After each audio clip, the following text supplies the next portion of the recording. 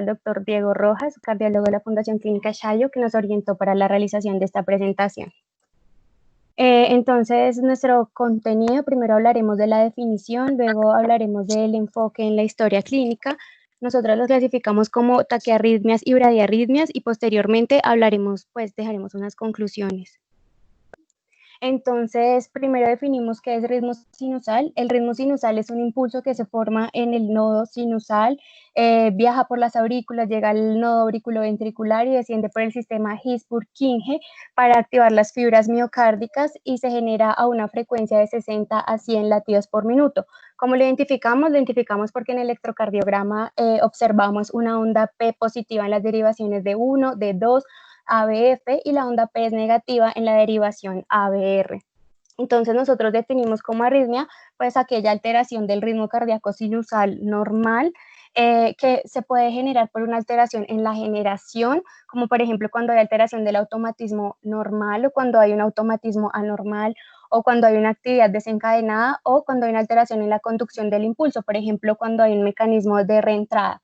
Y asimismo nosotros clasificamos estas arritmias dependiendo pues las podemos clasificar según su frecuencia, según la anchura del QRS, la regularidad o el lugar de origen, como supraventriculares o ventriculares. Y como ya les comenté, nosotras esta vez pues las clasificamos como taquiarritmias y bradiarritmias. Entonces, pues tenemos en cuenta que las arritmias cardíacas son un motivo muy frecuente de asistencia a urgencias y es importante siempre enfocarnos en los antecedentes del paciente y en un electrocardiograma de 12 derivaciones, idealmente cuando el paciente presenta la sintomatología, pues para realizar un diagnóstico, determinar un pronóstico y dar un tratamiento oportuno y adecuado a nuestros pacientes. La presentación de las arritmias pues puede variar desde una anormalidad electrocardiográfica aislada en un paciente asintomático hasta una parada cardíaca y entonces el objetivo principal de nosotros es detectar las arritmias de alto riesgo. Entonces, ¿cuáles son las arritmias de alto riesgo?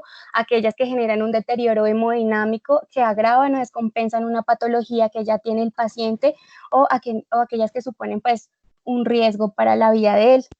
Nuestro objetivo terapéutico pues inicialmente va a ser estabilizarlo hemodinámicamente, controlarle los síntomas, controlar la respuesta ventricular cuando es necesario y así evitar las complicaciones que nos genera la arritmia.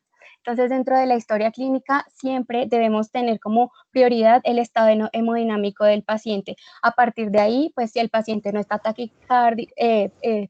a partir de ahí, si el paciente no está hipotenso, no tiene alteración del estado de conciencia o signos de hipoperfusión, podemos tenemos el tiempo para realizar una historia clínica más detallada, identificar así pues el tipo de arritmia, hace cuánto comenzó o si ya pasó, cuánto duró la sintomatología, averiguar averiguar si el paciente tiene patologías preexistentes, ya sean cardíacas o no cardíacas, porque igual hay patologías como el hipertiroidismo que generan pues tiene una tendencia a generar arritmias. Preguntar si hubo factores desencadenantes, por ejemplo, el consumo de sustancias estimulantes, el estrés físico, el estrés emocional, y si el paciente ha presentado previamente episodios similares, por ejemplo, una taquicardia supraventricular y preguntarle de qué manera fue manejada, si fue manejada farmacológica o fue manejada eléctricamente. Además de que si a partir de ahí continúa con alguna medicación. Es importante también preguntarle al paciente si en su familia hay antecedente de muerte súbita o de alguna arritmia de importancia, porque esto nos sugiere pues acerca de la presencia de alguna enfermedad hereditaria que genere las arritmias. Entonces, en los signos y los síntomas, primero debemos tener en cuenta que la edad del paciente y los antecedentes de enfermedad cardiovascular influyen en la naturaleza de los síntomas. Por ejemplo, un paciente joven que presente una taquicardia supraventricular, que no tenga ninguna otra patología, pues su única manifestación puede ser la disnea, incluso puede ser y palpitaciones o puede ser asintomático. Pero, por ejemplo, un paciente que tenga enfermedad coronaria puede sentir dolor torácico y un paciente que tenga alguna alteración estructural, por ejemplo, una estenosis aórtica, puede llegar incluso a presentar el síncope. Entonces, pues tener en cuenta que de las más frecuentes son las palpitaciones, pues que es la percepción consciente del latido cardíaco que se genera ya sea por un aumento de la frecuencia o por un aumento de la fuerza de contracción cardíaca. o por irregularidades en el ritmo, y nosotros debemos preguntarle siempre al paciente si esas palpitaciones le iniciaron de manera súbita o de manera gradual, porque muchas veces, por ejemplo, la taquicardia sinusal se presenta de manera gradual. También evaluar si disminuye o tiene alguna respuesta a las maniobras de Valsalva y el masaje de seno carotidio, pues que de lo que vamos a hablar más adelante. Muchas veces ya en las arritmias que son más graves, los pacientes presentan síncope, entonces esta alteración de la conciencia y de la postura, siempre hay que averiguar si el paciente, pues escuchar al paciente como nos lo refiera y tener en cuenta que el síncope que se produce por una arritmia cardíaca tiene un comienzo rápido y una duración breve. Entonces, descartar otras causas que puedan ser confundidas con un síncope, por ejemplo, las convulsiones, las intoxicaciones o alteraciones metabólicas. Sí puede un paciente convulsionar por síncope, convulsionar por una arritmia, puede presentar una convulsión por una arritmia, pero esta se presenta después del síncope porque ya lleva el cerebro pues determinado tiempo en hipoperfusión. Entonces preguntamos también acerca de síntomas de bajo gasto cardíaco, por ejemplo la fatiga, debilidad, mareos, disnea, incluso pacientes que presentan, además de los síntomas de bajo gasto cardíaco, angina. Ya pues en el examen físico lo primero es, como ya lo dije, el pulso y el estado hemodinámico, porque pues el paciente no tiene pulso, no responde, no respira. Nosotros ya entramos a realizar una reanimación cardiopulmonar y si el paciente tiene un deterioro del estado hemodinámico, pues tenemos que entrar a actuar más rápidamente, pues de que si el paciente está estable. Entonces también en el examen físico identificamos la presencia de otras arritmias, por ejemplo, la fibrilación auricular, que la identificamos porque el paciente no tiene onda aquí de pulso venoso y puede tener un pulso periférico pues rápido e irregular. Entonces auscultamos al paciente, nos damos cuenta de qué intensidad tienen los ruidos cardíacos, a nivel pulmonar que no tengan crepitantes, que no estén hipoventilados, pues porque esto nos sugiere, nos puede sugerir un derrame pleural como alguna descompensación de otra patología. Y pues buscar condiciones médicas que tengan manifestaciones cardíacas, por ejemplo, algunas enfermedades neuromusculares que pueden generar arritmias o incluso un paciente en el que veamos exoftalmos y pérdida del cabello, pues en él podemos pensar que pues presenta hipertiroidismo. Entonces, para efectos prácticos, nosotros dividimos las taquiarritmias en supraventriculares y ventriculares, teniendo en cuenta que las taquicardias supraventriculares son todas aquellas que se presentan arriba de las de His, incluyendo este. Usualmente es importante distinguirlas porque usualmente las taquicardias supraventriculares no generan inestabilidad hemodinámica y generalmente tienen un complejo QRS estrecho, es decir, menor a 0.12 milisegundos, pero esto no es una regla general porque así como hay taquicardias supraventriculares que tienen un complejo estrecho, algunas veces se pueden presentar con un complejo ancho, por ejemplo, cuando hay un bloqueo de rama asociado o pues cuando hay trastornos de la conducción. Entonces, pues dentro de las taquicardias supraventriculares vamos a empezar a hablar de la taquicardia sinusal. Esta es una taquicardia en la que, pues como ya hablamos, el impulso se genera en el nodo sinoauricular, solamente que va a una frecuencia mayor, pues va a una frecuencia mayor de 100 latidos por minuto. Esta se presenta como una reacción normal ante distintos esfuerzos fisiológicos o fisiopatológicos. Entonces la podemos ver en un paciente que tenga anemia, en una mujer embarazada, se puede presentar también en un estado de hipovolemia, de hipoxia, incluso de estrés físico o de estrés emocional. Y entonces, ¿cómo la identificamos? Pues es un ritmo regular en el que identificamos las ondas P, ya los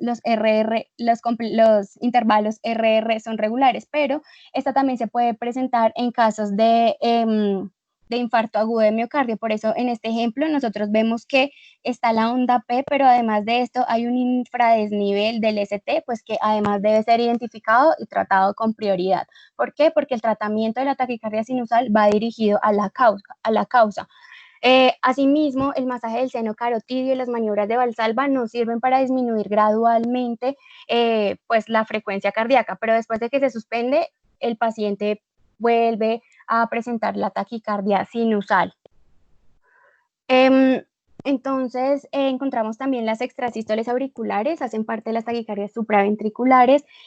¿Cómo identificamos las extrasístoles auriculares? Porque las ondas P que se presentan difieren en su morfología de lo que pues son las ondas P generadas en el nodo sinusal. La diferencia que hay entre la morfología entre unas y otras varía dependiendo de qué tan cerca está el foco del nodo sinusal. Vemos que el intervalo PR es pues más largo, mayor de 120 milisegundos, excepto que el paciente tenga un síndrome de Wolff-Parkinson-White, y muchas veces estas se superponen a las ondas T o no aparecen en el electrocardiograma si se presentan en la diástole. Entonces, estas se pueden presentar en las infecciones, en las inflamaciones, en la isquemia miocárdica, o pueden ser provocadas por otras sustancias. Estas arritmias, pues bueno, las principales extrasístoles las que más se presentan son las extrasístoles ventriculares, y estas son las principales causas de palpitaciones. Pero igual las extrasístoles auriculares pueden precipitar la aparición de otras taquiarritmias sostenidas. Estas no suelen precisar tratamiento, pero sí lo que hay que hacer es pues una evaluación. Muchas veces se le solicita un holter al paciente y se evalúa que en las 24 horas de observación las extrasístoles no superen el 24%. Entonces, vamos a hablar de la fibrilación auricular, que es la arritmia sostenida más prevalente en los servicios de urgencia, y es importante siempre detectarla para darle un manejo integral, pues que incluye la tromboprofilaxis, el control de la frecuencia en caso de que de que sea una fibrilación auricular con frecuencia ventricular rápida, que es cuando la frecuencia va a más de 110 latidos por minuto, el control de ritmo en caso de que se requiera, que ya lo vamos a ver, y entonces la identificamos porque es un ritmo completamente irregular en el que no observamos ondas P y se observan pues las ondas F, que son características de esta arritmia. Se considera diagnóstico un episodio que dura un mínimo de 30 segundos. Ya en adelante ya podemos realizar la clasificación dependiendo de si es paroxística, si es persistente, así. Entonces, ¿a qué pacientes nosotros ingresamos? Pues nosotros identificamos que tiene una fibrilación auricular, ingresamos a los pacientes que presentan complicaciones, por ejemplo, la angina, que han tenido un evento cerebrovascular o que presentan insuficiencia cardíaca, o aquellos en quienes definitivamente no hemos logrado el control de la frecuencia ventricular.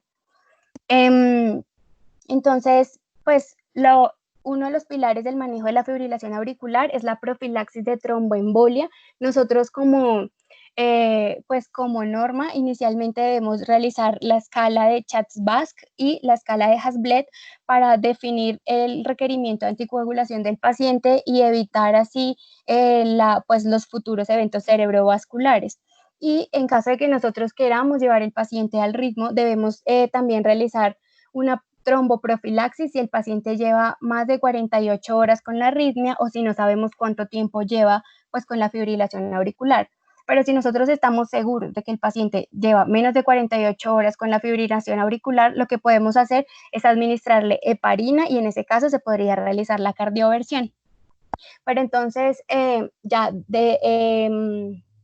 bueno, y si el paciente después de realizarle la escala Chasles-Basque, nosotros analizamos que, se sugiere que a las mujeres se anticoagulen cuando tienen una escala, cuando tienen un puntaje en la escala mayor a 3, y los hombres cuando tienen un puntaje en la escala mayor a 2. El Hasbled nos sirve porque sugiere qué factores modificar para disminuir el riesgo de sangrado en el paciente, pero no limita la anticoagulación. Entonces nosotros evaluamos que pues los pacientes con válvulas cardíacas mecánicas o estenosis mitral, pues le debemos administrar antagonistas de la vitamina K. Y los pacientes que tienen una FA no valvular, es decir, que no cumplen estas condiciones, les podemos administrar de los nuevos anticoagulantes orales. Entonces, otro parámetro, además de la tromboprofilaxis, es el control de la frecuencia, que siempre es un objetivo terapéutico ¿Por qué? Porque nos sirve para aliviar los síntomas del paciente, para disminuir el riesgo de taquimiocardiopatía o que presente insuficiencia cardíaca, que es, pues, generalmente va de la mano con la fibrilación auricular, además de evitar el deterioro hemodinámico. Entonces, por ejemplo, si un paciente nos llega pues, inestable, nosotros le podemos controlar el ritmo, teniendo en cuenta una frecuencia cardíaca, que la frecuencia cardíaca baje a menos de 110 latidos por minuto. Si así desaparecen los síntomas, perfecto. Pero entonces, si el paciente persiste con síntomas, nosotros vamos a hacer un control estricto de la frecuencia cardíaca. Esto es llevarla a 80 latidos por minuto. ¿Y con qué lo hacemos? La primera línea de medicamentos son los beta bloqueadores y la digoxina. Y ya después podemos considerar los bloqueadores de canales de calcio no hidropiridínicos como el diltiazem y el verapamilo, pero es muy importante tener en cuenta que los pacientes que tienen falla cardíaca con fracción de eyección reducida, no les podemos administrar digoxina, perdón. No les podemos administrar digoxina porque esta tiene un efecto cronotrópico negativo, entonces nosotros pasamos de administrar bloqueadores beta a administrar diltiazem o administrar verapamilo. Entonces, ya en el control de ritmo no siempre se realiza, sino es algo que se debe pues analizar, evaluar primero la seguridad del intento.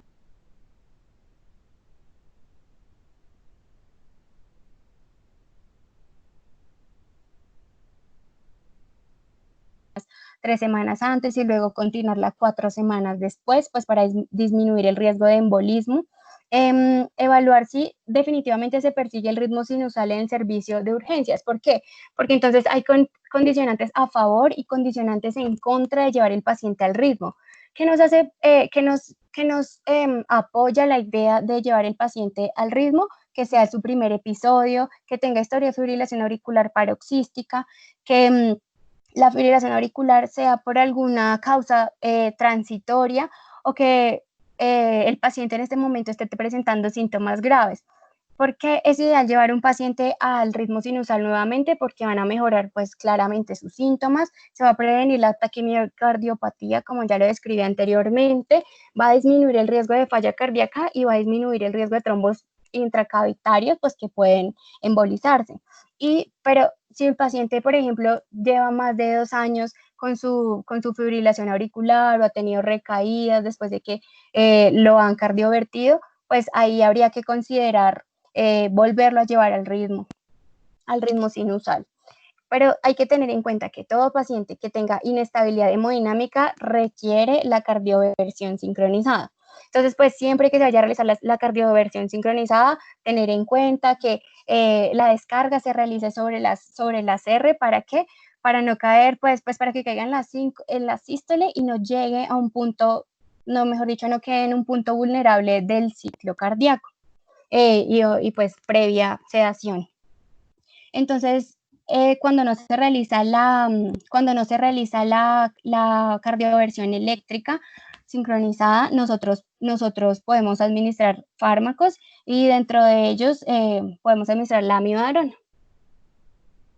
En cuanto a las taquicardias ventriculares, son unas arritmias frecuentes en los servicios de urgencia, generalmente son asintomáticas, son sintomáticas y las mujeres son las que mayor tienen riesgo de presentarlas. Se presentan principalmente en adultos mayores. Los pacientes mayores de 65 años tienen 5 veces más riesgo de presentar taquicardias supraventriculares que los pacientes jóvenes.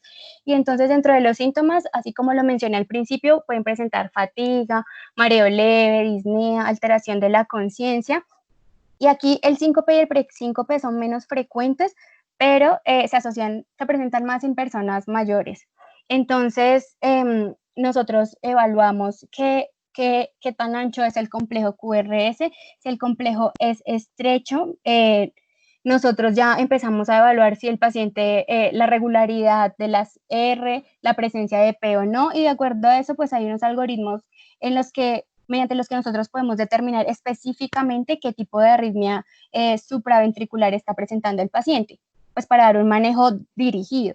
Pero en general, El manejo de la taquicardia supraventricular se realiza dependiendo de la estabilidad hemodinámica del paciente, porque si el paciente, como dijimos al principio, la estabilidad hemodinámica pues es fundamental. Si el paciente está hemodinámicamente inestable, nosotros vamos a realizar una cardioversión sincrónica, como ya lo expliqué ahorita, pero si el paciente está hemodinámicamente estable, nosotros podemos iniciar con maniobras vagales. Entonces, dentro de las maniobras vagales que se realizan es colocar al paciente a soplar una jeringa de 10 centímetros cúbicos hasta que logre movilizar el émbolo, o hay una maniobra vagal, un enfoque modificado de la maniobra de Valsalva, que consiste en que el paciente está en semisedestación y se lleva a decúbito supino elevándole las piernas. Si no funcionan ya las maniobras vagales, definitivamente son inefectivas, nosotros empezamos a administrar adenosina. La primera dosis es de 6 miligramos, entonces esperamos 5 minutos y si no funciona, administramos 12 miligramos hasta una dosis de 24 miligramos. La adenosina es un nucleócido que prolonga la conducción auriculoventricular y su acción es muy rápida, entonces su acción ya orgánica comienza de 20 a 30 segundos después de que se haya administrado. Y si no funciona la adenosina, entonces ya podemos pasar a una siguiente línea, que es el uso de procainamida o de amiodarona. En caso de que estos sean efectivos, pues llevaríamos al paciente otra vez a cardioversión sincronizada. Y aquí me faltó mencionar que dentro de las maniobras vagales también se encuentra el masaje carotidio, pero para realizar un masaje del seno carotidio, nosotros debemos primero auscultar al paciente, identificar que no tenga soplos. Si se realiza el masaje, debe realizarse de forma unilateral y que idealmente no supere los 5 segundos después de haber palpado el pulso. Ya también para identificar a las taquicardias supraventriculares, como les comentaba, como para hacerlas más específicas, evaluamos la respuesta que ellas tienen a las maniobras vagales y a la adenosina. Entonces, dependiendo de esto, pues algunas disminuyen la conducción después de realizar como esto, algunas disminuyen la conducción del nodo auriculoventricular, algunas responden disminuyendo temporalmente la frecuencia auricular, algunas terminan la taquicardia y algunas definitivamente no responden. Entonces, ya dentro de las taquicardias supraventriculares, pues existen mecanismos que son focales y otras que son de macro reentrada. Y el flóter auricular es el prototipo de arritmia auricular de macro reentrada. Se caracteriza porque es un ritmo regular en el que las ondas de aleteo en dientes, que presenta ondas de aleteo en dientes de sierra, y la frecuencia cardíaca suele ser de 250 a 390 latidos por minuto. Los objetivos de tratamiento son similares a los de la FA, entonces igual vamos a manejar un control de frecuencia con los medicamentos que ya comenté. Hay que manejar pues una tromboprofilaxis para evitar el riesgo de embolia, de SB. Y en caso de que se requiera una cardioversión eléctrica, la podemos realizar con energías más bajas de lo que se realiza en una fibrilación auricular. Eso en cuanto a taquiarritmias supraventriculares. Ahora voy a hablar de las arritmias ventriculares. Dentro de ellas encontramos las extrasístoles auriculares.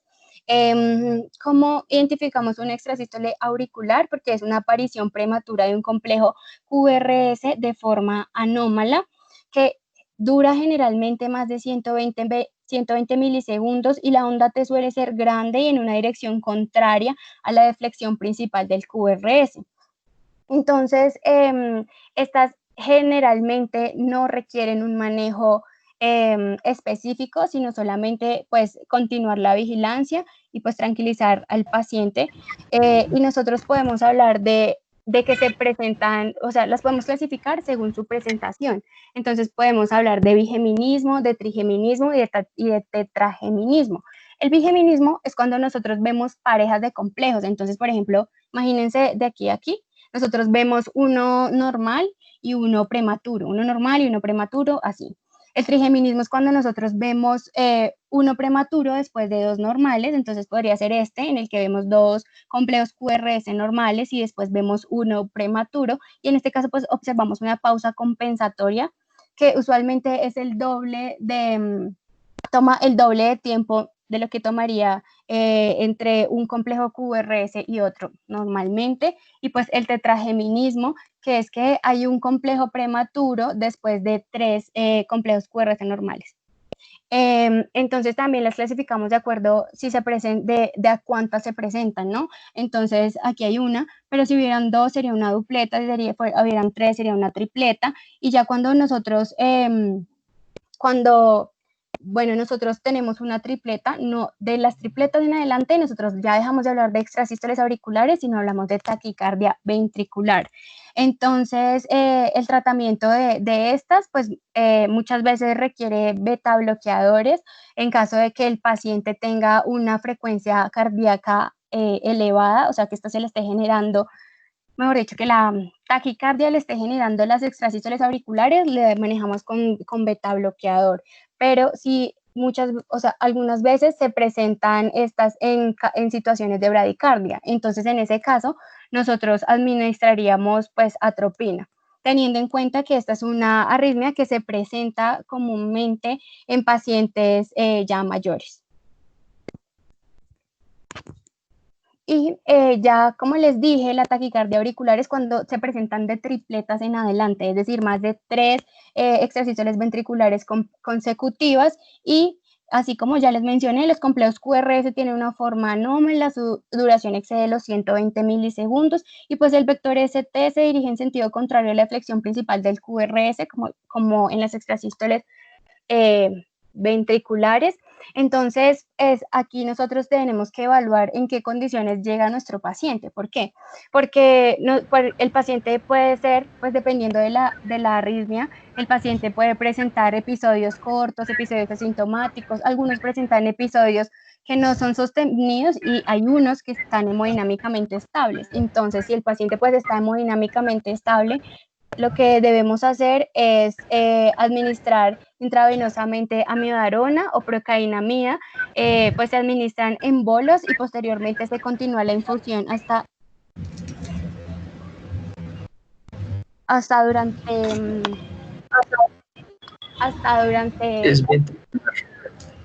durante 18 horas. Bueno, entonces aquí estoy hablando de la taquicardia, ventricular, que es la que se presenta cuando hay más de 3 extrasístoles, cuando hay más de 3 extrasístoles ventriculares consecutivas. Y pues las características, los complejos QRS de forma anómala, que la duración excede 120 milisegundos. Bueno, y ya en cuanto al manejo, si el paciente está inestable hemodinámicamente, por ejemplo, que por ejemplo tenga hipotensión, shock, angina, insuficiencia cardíaca o signos de hipoperfusión cerebral, pues debemos dar un manejo con cardioversión continua.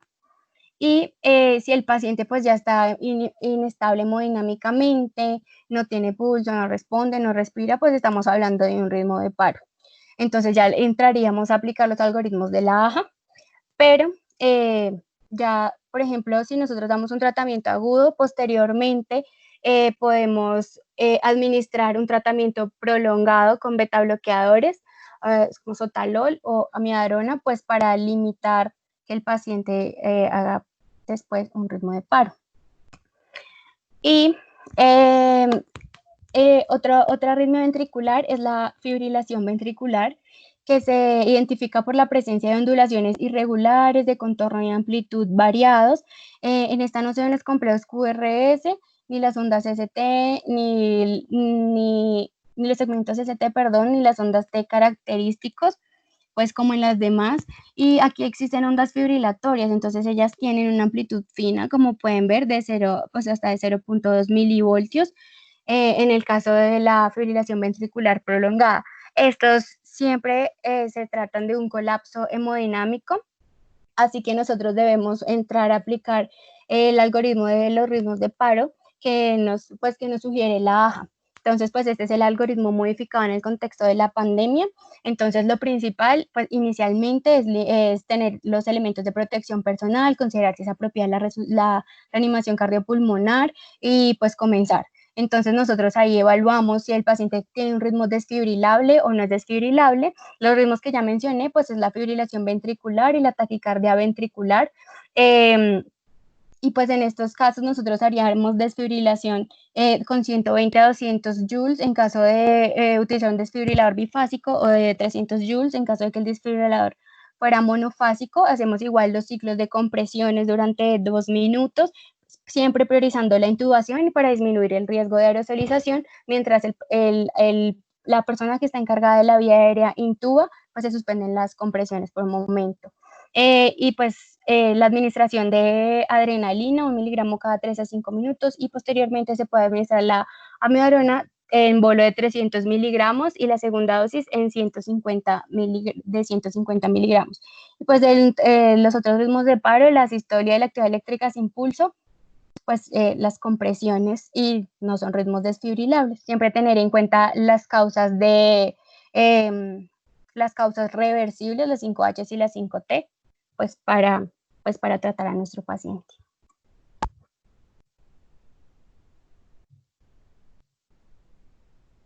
Bueno, mi nombre es Lisa Fernanda y les voy a hablar de las bradiarritmias. Entonces, las bradiarritmias se definen como una frecuencia cardíaca menor a 60 latidos por minuto. Se pueden ver acompañadas de un alargamiento del intervalo PR.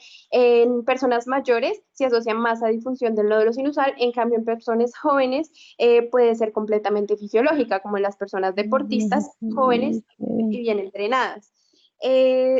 Se tiene que evaluar siempre cuando tengamos una bradiarritmia los efectos secundarios que pueden ser un efecto secundario a tratamientos de las comorbilidades que presenta un paciente, como el uso de beta bloqueadores. Y siempre la sintomatología. Dime. No, y siempre sí. la sintomatología de los pacientes va a estar asociado al bajo gasto cardíaco.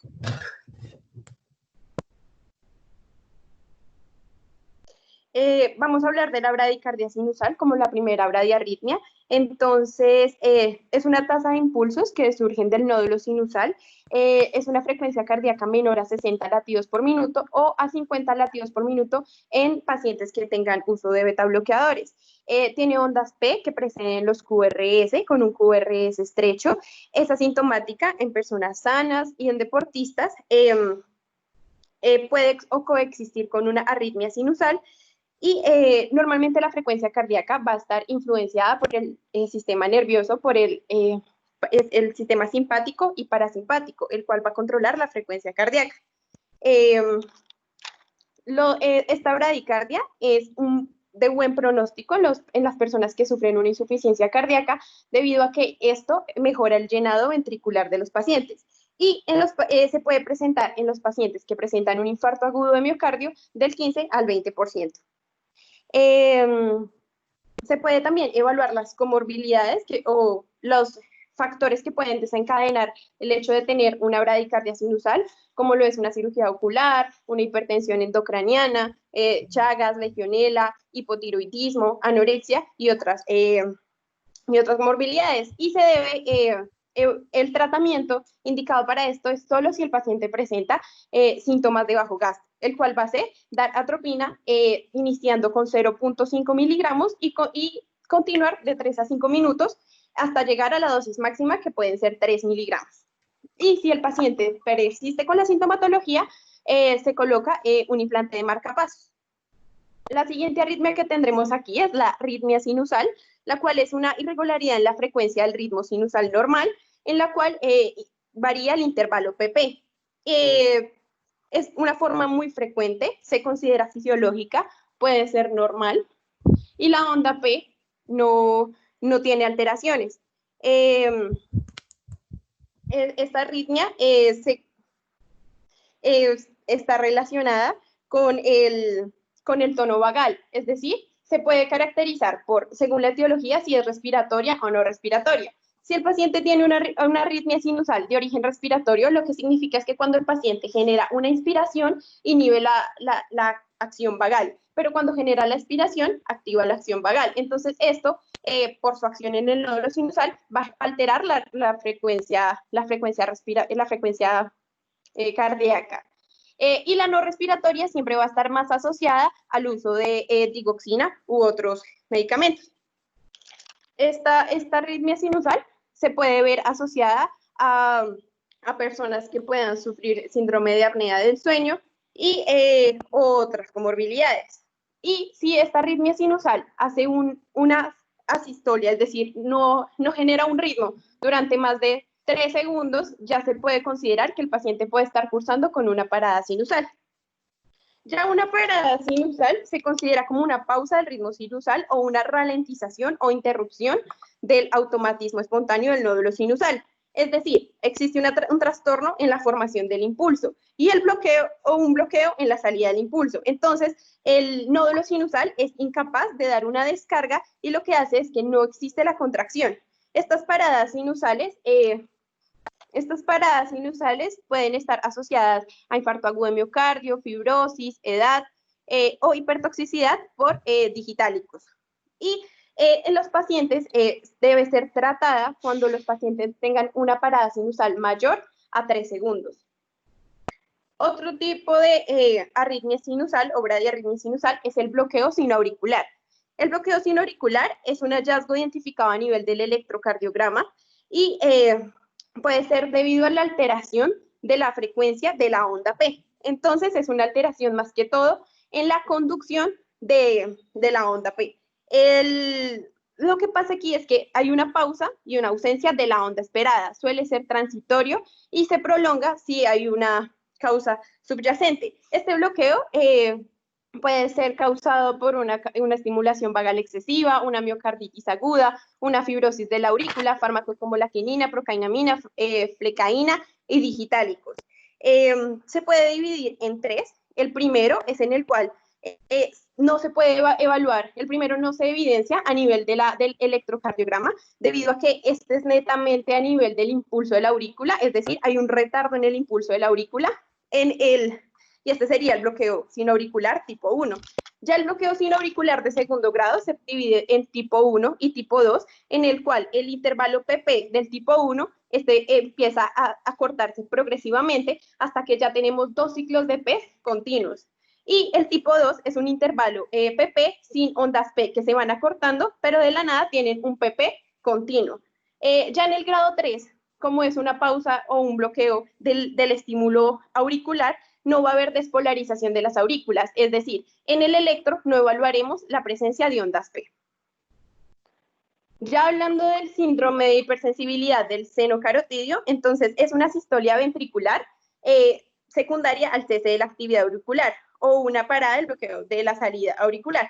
¿Por qué se puede dar? Entonces, el seno carotidio es netamente estimulado por el sistema parasimpático y simpático, en el cual esta persona tiene una hipersensibilidad por cualquier estímulo a nivel del seno carotidio y puede generar alteración tanto de la frecuencia cardíaca como de la tensión arterial.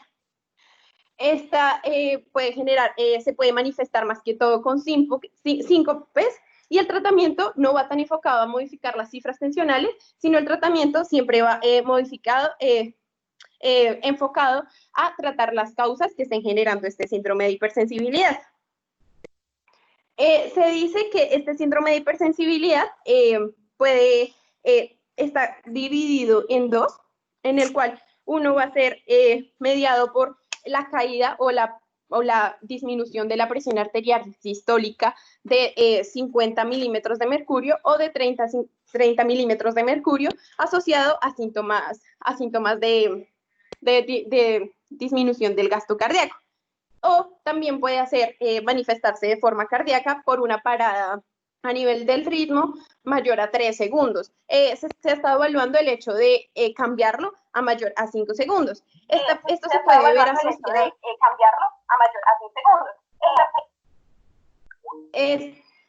se ve asociado al sexo masculino. Este paciente se puede ver asociado a cirugías de cuello, síncopes, y el tratamiento de la hipersensibilidad del seno carotidio, pues primero va enfocado a disminuir los factores que lo desencadenen. La atropina también es uno de los tratamientos, y el marcapasos del paciente si no tiene control de la frecuencia, si no tiene control de la frecuencia cardíaca. Se debe suspender los fármacos que les puedan estar generando esta hipersensibilidad del seno carotidio, y más que todo el tratamiento va enfocado es a la frecuencia cardíaca y al control de esta. El síndrome del seno enfermo o disfunción del nódulo sinusal, entonces es una alteración a nivel del nódulo sinusal, que siempre que tengamos un paciente con una bradicardia sinusal, que no le encontremos la causa ni esté asociado a nada y el paciente pues sea de avanzada edad, debemos sospecharlo, que el paciente tenga paradas sinusales, bloqueos de salida sinusal o un síndrome que se llama el síndrome de taquibradiarritmia. Esto lo que significa es que el nódulo es incapaz de generar una frecuencia cardíaca adecuada para la persona. El síndrome de taquibradiarritmia es un síndrome el cual se da como por la incapacidad del nódulo de contraerse de manera adecuada y es resultado de la supresión de la sobrecarga del nódulo sinusal. Y entonces se muestra así. Un paciente presenta unas taquiarritmias y posterior a esto presenta bradiarritmias. El tratamiento de este paciente siempre va a ser evaluar el ritmo que él está generando. Entonces, para el paciente cuando presente una taquiarritmia, se dará manejo a esto y cuando presente la bradiarritmia, se tratará esto, como ya previamente lo hemos mencionado.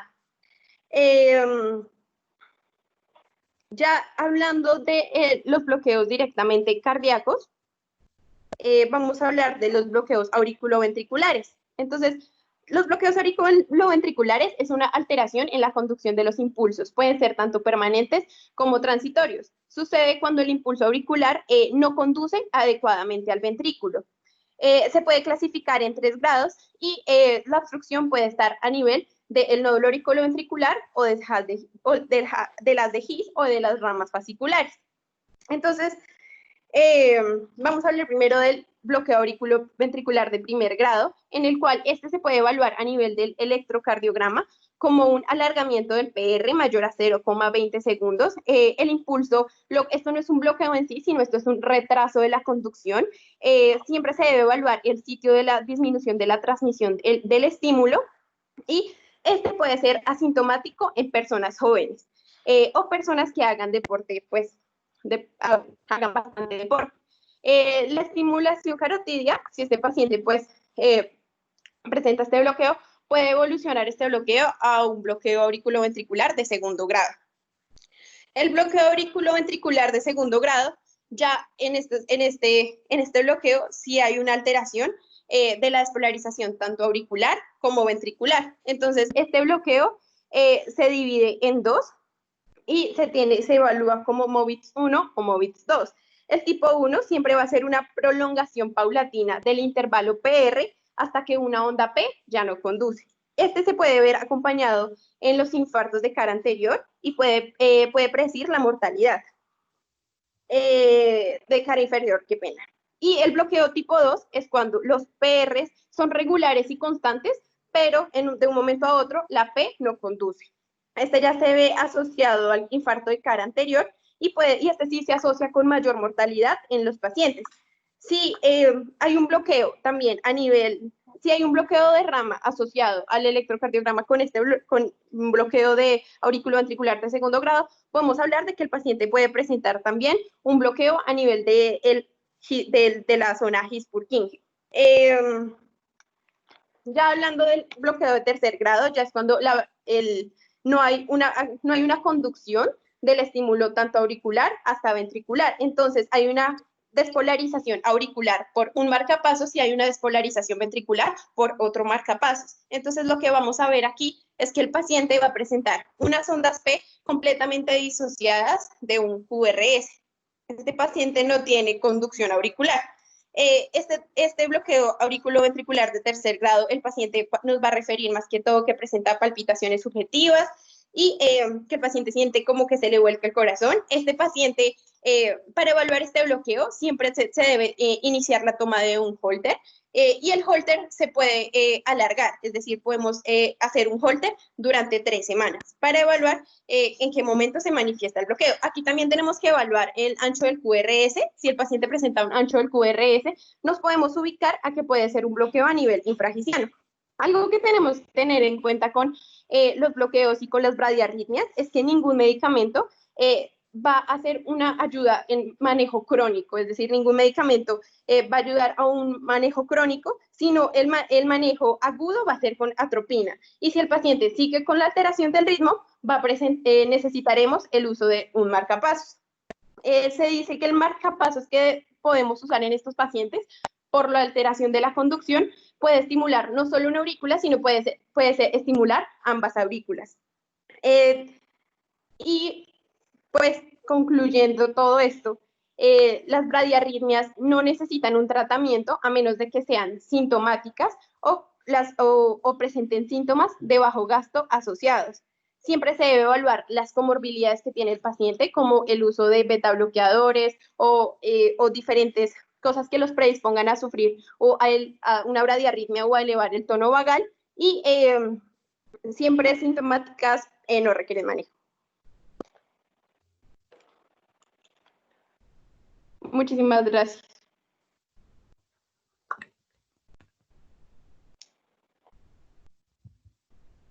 Bueno, gracias. ¿Alguien tiene alguna pregunta?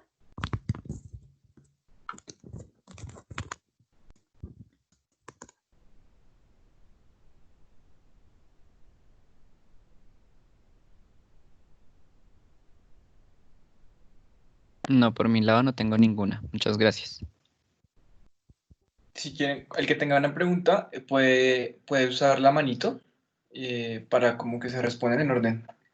Pero de todas formas, estimadas doctoras, una charla muy bacana. Les agradezco demasiado. Gracias.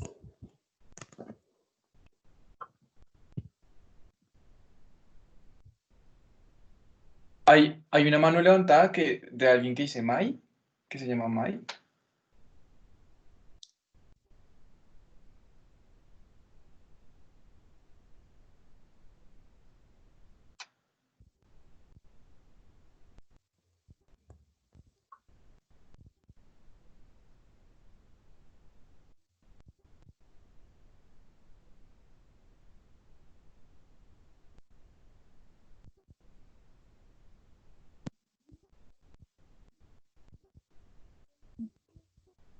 ¿Cuál es la pregunta?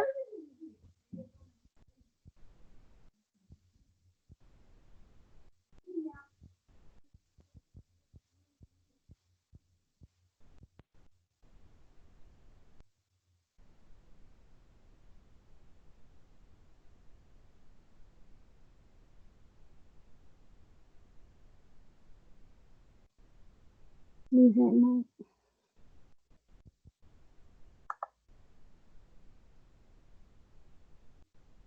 Bueno, parece que hay complicaciones en el micrófono. Creo que no hay más preguntas. Entonces, si ustedes quieren, podemos dar finalizado. Listo, muchas gracias. No, gracias a ustedes. Disculpen, de pronto van a compartir el video, pues es que la verdad me pareció muy completa la charla, estuvo muy buena. Sí, yo la grabé, se la voy a pasar a ellas para que se suba al canal al canal de YouTube de todas las conferencias Interimic, para que todos tengamos todas las conferencias ahí. Vale, muchísimas gracias. Vale.